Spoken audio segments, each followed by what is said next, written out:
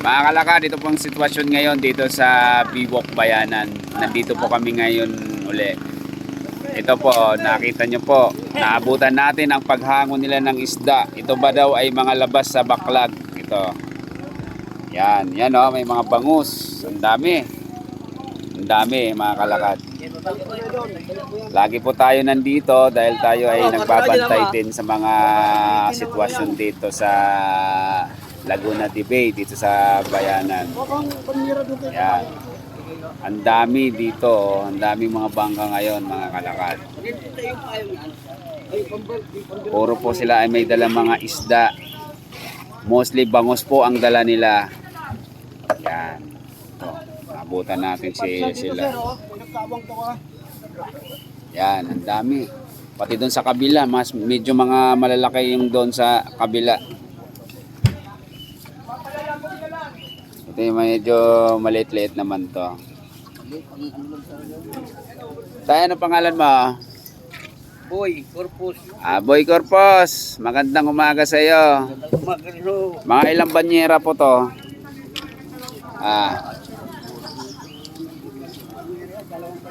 Mga 2 banyera to, no? Dadami, oh. Ngayon, isa-isahin naman nila yan kasi yan ay mga kumana sa lambat. Isa-isahin na nila yan. Ito yung banyera niya, oh. Ilang tutulungan nila.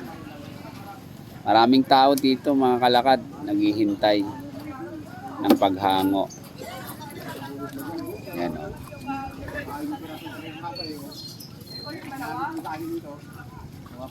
Yan.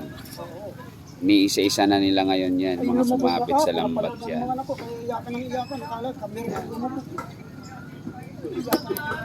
Nasa kubo kami.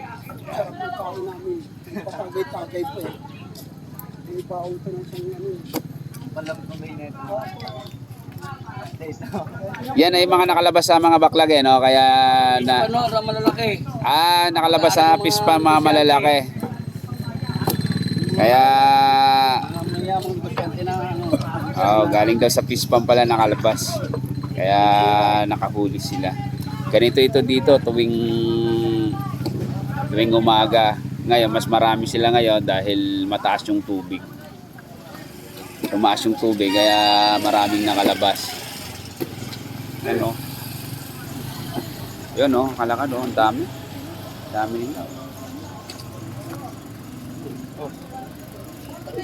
Boy, maraming salamat ah. Dali mo na yan. Yan. Oo, sige.